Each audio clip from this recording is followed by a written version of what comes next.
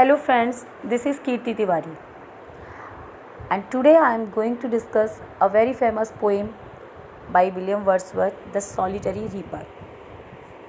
ये है इसका टाइटल और जिसे इन्होंने कंपोज किया था 1805 में एंड पब्लिश कराया था 1807 में अपने एक पोएटिक वॉल्यूम में इन पोएम इन 2 वॉल्यूम्स।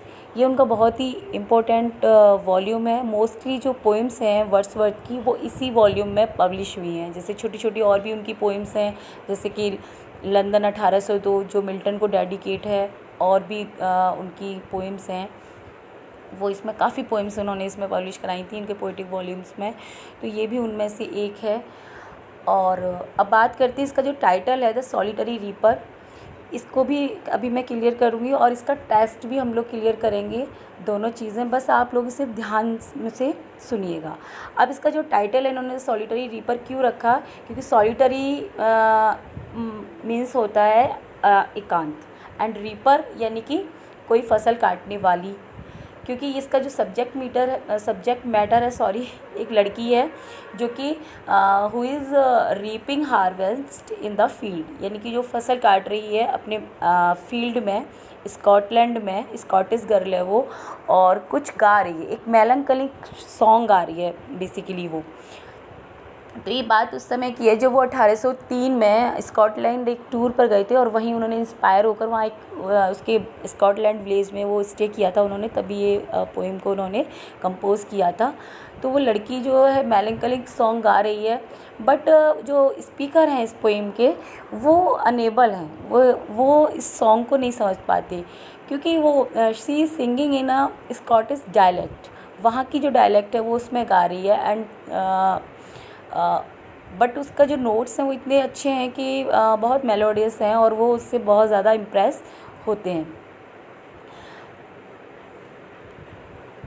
तो वो इस पोएम में बस यही गैसेस करते रहते हैं कि ये क्या गा क्या रही है, इतना अच्छा गा रही है, इसका मैटर मतलब क्या होगा। मतलब ही is fail to understand the subject matter of the song.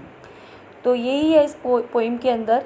तो इसको टेस्ट लाइन बाय लाइन हम लोग पढ़ेंगे, बस इसको ध्यान से सुनिएगा please.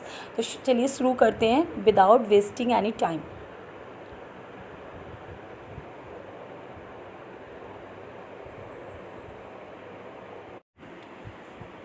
Behold her, single in the field, yon solitary highland lass, reaping and singing by herself. Stop here or gently pass, along she cuts and binds the grain, and sing a melancholy strain. Oh listen, for the well profound is overflowing with the sound. ठीक है, ये रही आपकी first stanza. तो इसको देखते हैं क्या कह रहे हैं वो। वही कह रहे हैं बिहोल्ड हर, यानी ध्यान से देखो उसे। बिहोल्ड माने देखना होता है। सिंगल इन द फील्ड, वो फील्ड में क्या है, अकेली है। यॉन सॉलिटरी हाईलैंड लेस, यानी हाईलैंड गर्ल। लेस का मतलब यहाँ पर होता है लड़की से, यानी कि उच्च पहाड़ी वर्ग की लड़की। वैसे इसको कुछ क्रिटिक्स है ना उच्च वर्ग भी कहते हैं, हाईलैंड यानी उच्च वर्ग से लगाते हैं, और कुछ क्रिटिक्स कहते हैं कि ये एक पहाड़ी लड़की है, उसकी बात हो रही है। Reaping and singing by her self, क्या कर रही है, रीपिंग कर रही है और गा रही है अकेले अपने आप में, खुद से। स्टॉप हियर और जेंटली पास, या रुक जाओ या पास हो जाओ यहाँ से। कहने का मतलब क्या कि वो राहगीर से कह रहे हैं कि या तो रुको और उसका गाना सुनो, और नहीं तो शांति से आगे निकल जाओ। उसको डिस्टर्ब करने की आप लोगों को कोई ज़रूरत नहीं है। Alone she cuts and binds the green, binds यानी कि बांधती है, अकेली वो काट रही है और बाइंड कर रही है। And sings A melancholy strain, और क्या गा रही है वो, एक मेलंकली स्ट्रेन गा रही है। यानी कि मेलंकली तो आप जानते हैं दुख भरा, और स्ट्रेन मीन्स होता है सॉन्ग।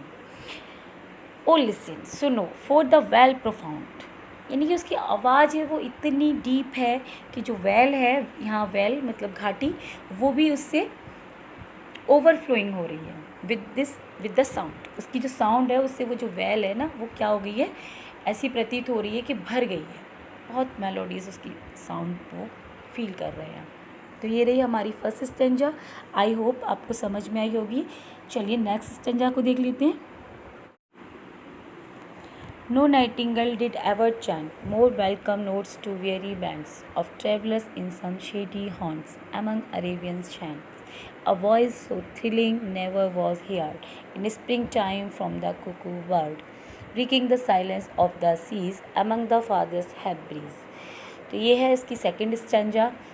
देखिए इसमें वो कह रहे हैं no nightingale did ever chant more welcome notes to weary bands, यानी किसी नाइटिंगल ने भी इतना सुंदर गाना नहीं गाया होगा, एवर चैंट कभी नहीं गाया होगा, और मोर वेलकम नोट्स, और इतने वेलकम करने वाले नोट्स, नोट्स का मतलब बार बार यहाँ पर उस सॉन्ग से ही है ना, टू वियरी बैंड्स, यानी कि कभी किसी नाइटिंगल ने भी इतना मधुर सुरीला गाना और इतने वेलकम नोट नहीं गाए होंगे जैसा कि ये लड़की गा रही है। किसके लिए? To weary bands.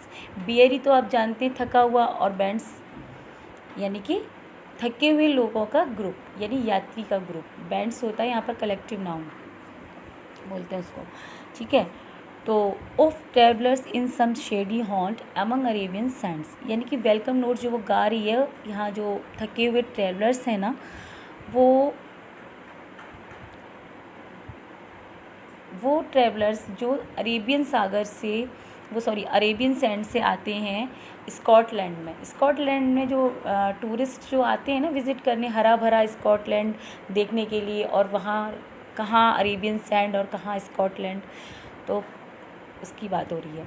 A voice so thrilling never was heard, voice इतनी उसकी थ्रिलिंग है, थ्रिलिंग मीन्स यानी बेचैन कर देने वाली, कि कभी ऐसी सुनी ही नहीं गई होगी। मतलब उन्होंने नहीं कभी ऐसी सुनी, वो अपनी फीलिंग यहाँ शेयर कर रहे हैं। इन spring time from the Kuku bird, यानी स्प्रिंग जो आता है, स्प्रिंग में जो कोयल गाती है ना, वो भी इतना मधुर नहीं गाती जितना ये लड़की गा रही है। Breaking the silence of the seas among the fathers hubris, यानी क्या कर रही है ये, इतना मधुर है उसका गाना कि जो समुद्र है उसकी शांति को ये चीर रही है, ब्रेक कर रही है। और कहाँ तक जा रही है उसको, मतलब उसको क्रॉस करके ये जो आवाज़ है कहाँ तक जा रही है, हैब्रिस। हैब्रिस का मतलब यहाँ पर एक ग्रुप का नाम है, मतलब आइलैंड होता है ना, आइलैंड उसका जो समूह होता है, समूह का आइलैंड के जो समूह है उसका नाम है यहाँ पे हैब्रिस, जो कि स्कॉटलैंड के नॉर्थ में है। कई सारे छोटे छोटे आइलैंड हैं, होते हैं 500 करीब आइलैंड का समूह है, उसको यहाँ हैब्रिस, उसके लिए ये कह रहे हैं। ठीक है, आई होप क्लियर हो गई होगी लाइन। नेक्स्ट स्टेंजा पर चलते हैं।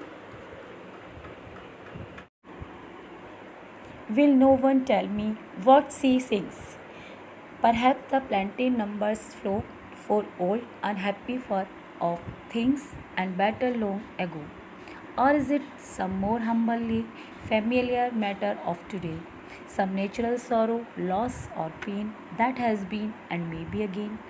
ये आपकी थर्ड स्टैंजा आ गई, ठीक है। देखो इसे, will no one tell me, क्या मुझे कोई नहीं बताएगा, व्हाट सी सिंग, कि वो क्या गा रही होगी।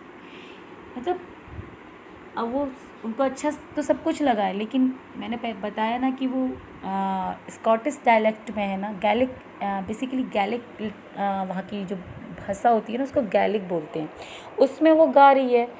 तो नोट्स तो बहुत मतलब मेलोडियस हैं, but he is unable to understand the language. तो कह रहे हैं will no one tell me what she sings, क्या कभी मुझे कोई कभी नहीं बताएगा कि वो क्या गा रही होगी। Perhaps the plaintiff numbers flow, शायद वो कुछ प्लेंटिव का मतलब यहाँ दुख भरे गाने, यानी कि दुखी कर देने वाले सॉन्ग्स हो सकते हैं। फॉर ओल्ड कुछ पुराना, अनहैप्पी, फार ऑफ थिंग्स कुछ बीती, मतलब फार ऑफ थिंग्स जो जा चुकी हैं, एंड बैटल्स लॉन्ग एगो, या कुछ पुराने जो युद्ध हुए हैं उसकी कोई ट्रेडिशनल ये उस चीज़ को ये अपने सॉन्ग के माध्यम से सुना रही है। इस तरीके से वो ना अपना गैस कर रहे हैं कि वो क्या गा रही होगी। और is it some more humble, और ये कुछ ले, हर जगह ये जो नए नए जो वर्ड्स आ रहे हैं, जैसे प्लेंटिव है, ले है, स्ट्रेन है, सबका मतलब वही नोट्स सॉन्ग से ही है यहाँ पर इनका। सो और is it some more humble familiar matter of today, ये भी तो हो सकता है कि कोई डेली वर्क, मतलब घर का कोई डेली अपना आज का ही कोई मैटर हो उसके घर का, वो शायद वो गा रही हो। सम नेचुरल सॉरो और लॉस और पेन, कुछ प्राकृतिक दुख भी हो सकते हैं, सॉरो हो सकता है, लॉस हो सकता है और पेन या फिर कोई दर्द। दैट हैज़ बीन, जो हो चुका है, हैज़ बीन यानी कि जो हो चुका है, एंड मे बी अगेन, और जो दोबारा हो सकता है। ठीक है, ये यहाँ तक का हमारी क्लियर हो गई। अब next stanza. What ever the theme, the मैडन sang as if her song could ever have no ending. I saw her singing at her work and over the sickle wending. I listened motionless and still, and as I mounted up the hill, the music in my heart I bore, long after it was heard no more. देखिए ये आपकी fourth and last stanza of this poem. इसको ध्यान से सुनना। ये जो last इनकी जो लाइन्स हैं बहुत इंपॉर्टेंट है, बहुत पूछी जाती हैं। वॉट एवर द थीम, यानी थीम कुछ भी हो, द मैडन सिंग यानी कि जो मैडन गा रही है उसकी थीम कुछ भी हो। मैडन यहाँ लड़की होती है, मैडन का मतलब लड़की।